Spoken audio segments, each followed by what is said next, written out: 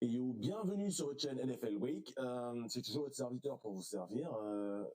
Voilà, je vais faire une petite vidéo ici récap de la première partie de saison ELF, notamment concernant nos mousquetaires de Paris, puisqu'on arrive en week 6 et que ça marque justement le milieu de saison. Alors, je fais cette vidéo juste après une victoire 60-25 face au Central Cologne à domicile.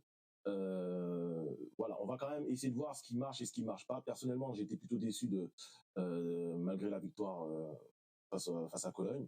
Voilà, on va essayer je vais essayer de donner mon avis sur ce qui marche et ce qui marche un peu moins bien chez les mousquetaires depuis le début de saison. Alors, on va commencer par les points positifs, parce qu'il y en a, pas se mentir. Quand on a un record de 3 victoires et une défaite, c'est qu'on fait les choses bien. Le premier point positif, c'est la défense. La défense, elle est élite. Ça, pour moi, il y a pas tellement de photos, il y a pas tellement de questions à ce niveau-là. Notamment la D-line qui poursuit sur ce qu'elle a commencé l'année dernière, avec des mecs très efficaces en pass rush et contre la course, même si on s'est fait un peu ouvrir face au Ryan Fire et Glenn Tunga. Mais ça, tout le monde se fait ouvrir par eux. Et d'ailleurs, je trouve qu'on l'a bien contenu, notamment en deuxième mi-temps. Puisqu'on l'a contenu, on l'a limité à 50 yards alors qu'il en avait gagné 150 en première. Donc voilà, la défense et la ligne défensive excellente. Je vais nommer quelques joueurs, Tanezir Egbe, bien évidemment, dont vous retrouvez l'interview sur ma chaîne, interview complète d'1h30 où il parle de son parcours. On a Edwin Elio, on a Jack Lowe, l'Australien, on a Mamadou Sy, l'animal, on a Valentin Yawa, Jordan Avicé, et d'autres joueurs que j'ai oubliés, mais voilà, on a une ligne qui est fournie et là il y a de quoi faire et elle fait son taf depuis le début de l'année. Après, elle est accompagnée d'un corps de linebacker très bon. Je pense notamment à Dawson Dales et à Jordan Genmark Heath et Digan Gomis Kachanga, qui font un énorme boulot. Je mets quand même en lumière les deux titulaires, c'est-à-dire Dawson Dales et Jordan Genmark Heath, qui font un énorme boulot en attaque et en défense et parfois aussi en attaque. La secondary pour moi elle est aussi élite et elle est deep. Je vais rappeler quelques joueurs: Idriss Jean-Alphonse, Chandler Jones, rappeur américain qui est arrivé cette année, Maceo Beard qui est MVP défensif en titre, Kenny Fleuret, alors qui est blessé, qui devra revenir, on l'espère, avant les playoffs. On a aussi Wadje Saïd qui fait un énorme début de saison, Wadje Saïd.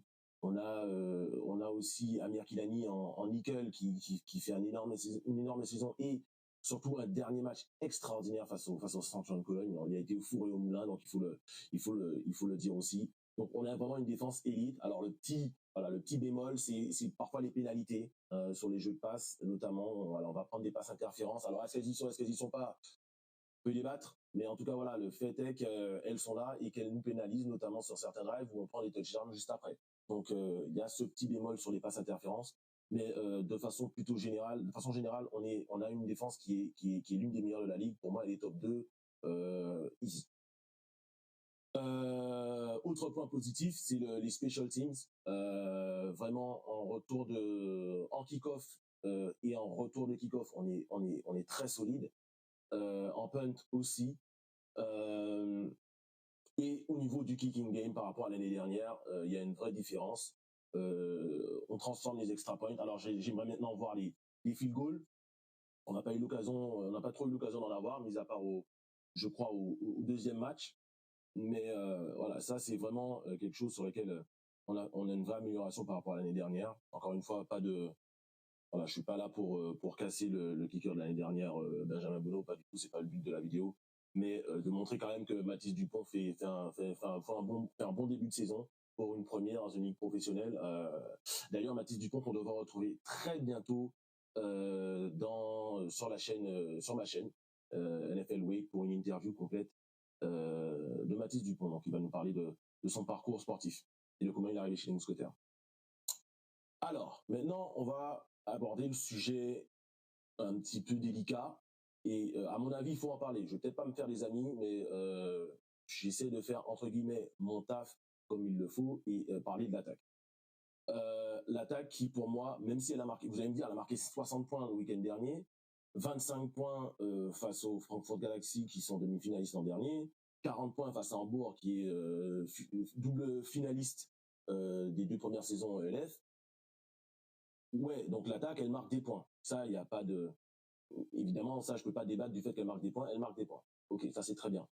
Par contre, c'est pas parce qu'elle marque des points qu'elle n'est pas décevante. Et pourquoi elle est décevante, je vais essayer de vous l'expliquer ici très rapidement. Alors, dans un premier temps, je trouve qu'elle est décevante, mais il faut quand même dire qu'on a d'excellents receveurs. Ça, c'est un fait. Je vais en nommer quelques-uns. Austin Mitchell, l'import américain qui arrive cette année, qui a fait un très bon début de saison. Florian Larose, alors qui repart sur les mêmes bases qu'il avait l'année dernière avant sa blessure. On voit qu'il est un receveur fiable avec de bonnes mains et sur qui on peut compter. Hugo Tekedam qui est excellent, qui doit avoir encore plus de 100 yards face à Cologne, alors qu'il a à peine 3 voire 4 réceptions sur tout le match. Il y a Rémi Bertonin aussi, bien évidemment, chez Cousso, et on n'a pas encore vraiment vu Anthony Maungu. J'espère qu'on le verra bientôt. Il va apporter encore une plus-value à ce corps de receveur qui est déjà excellentissime. Donc vous voyez, on a d'excellents receveurs. On a une ligne offensive qui est bien meilleure que l'an dernier. Alors, est-ce que parfois Zach Edwards, le quarterback, est sous pression? Oui, mais ça c'est comme tous les quarterbacks. Donc, ils vont avoir la pression. Il faut savoir la gérer. Donc, le problème, on en a déjà, la ligne offensive, même, c'est un point positif.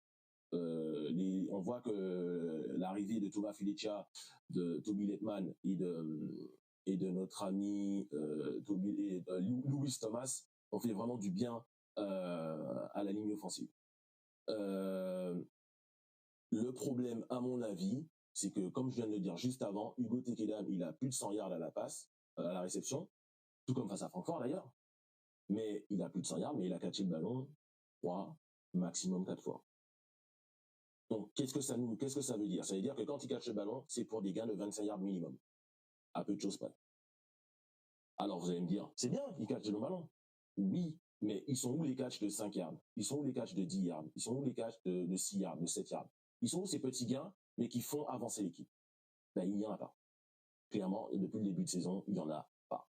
Le jeu de passe court n'existe pas chez les Mousquetaires de Paris pour l'instant. Pour l'instant, ce qu'on a, c'est des jeux longs, des jeux longs, des jeux longs. Alors, comme on a des athlètes exceptionnels et des joueurs exceptionnels au poste de receveur, alors ça passe, ça marche, très bien, aucun souci. Mais c'est pas suffisant. C'est pas comme ça, à mon avis, on a une attaque qui pourra performer, qui sera constante dans les performances week-end and week-out, comme on dit en anglais, donc chaque semaine.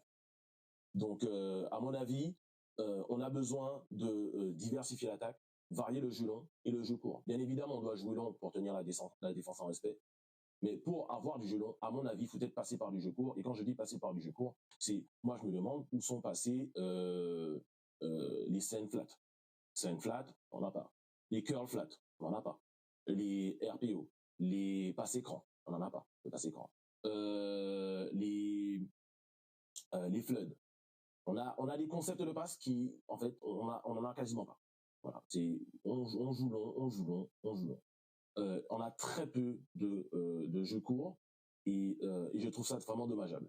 On ne prend pas ce que la défense nous donne et on ne construit pas nos drives. J'ai vu peut-être depuis le début de saison 3 drives, 4 drives aller en 4 matchs qui ont fait plus de 10 jeux. Je ne sais même pas si on en a fait plus que ça. Des drives de plus de 10 jeux. On a vraiment, pour le coup, et encore quand je dis des drives de plus de 10 jeux, les drives de plus de 10 jeux qu'on a eu, c'est souvent Zach Edwards qui part à la course sur des jeux désignés à la course pour le quarterback, ou il scramble, comme on dit, et il va chercher le first down à la course. Donc là aussi, c'est un souci. D'ailleurs, les équipes ont commencé à s'adapter et stoppent les courses du quarterback. Donc, il faut peut-être penser à arrêter ça et passer à autre chose. Encore une fois, moi, je suis pas un mastermind offensif. C'est pas mon but. Je me prétends pas l'être. Mais pour le coup, je trouve que on est déficient à ce niveau-là. Qu'est-ce que j'allais dire d'autre? Donc oui, notre attaque elle repose sur les big plays. Pour le coup, on est capable de les faire encore une fois parce qu'on a des athlètes et un quarterback aussi, il faut lui lancer ses fleurs, qui est capable de lancer le ballon très loin. Donc forcément, ça donne la possibilité à nos receveurs, s'ils gagnent leur 1 contre 1, d'être ouverts et de marquer un touchdown, comme l'a fait notamment Hugo Tekedam ce week-end contre Colin. Donc, si on veut résumer, oui, on est dans un bilan très positif, 3 victoires, 1 défaite. Mais est-ce que l'attaque, elle est décevante? Oui. On attend bien mieux de cette attaque-là. Est-ce que dans l'état actuel, l'attaque nous amènera au titre? J'y crois pas. Dans l'état actuel, si elle continue à jouer comme ça, je pense pas qu'on peut remporter le titre. Très honnêtement. Et là, je suis juste honnête. Je suis pas là pour bâcher encore une fois. Je donne juste mon avis le plus honnête possible. Ok? Après, est-ce que je pense qu'on peut aller chercher le titre en apportant des modifications? Tout à fait.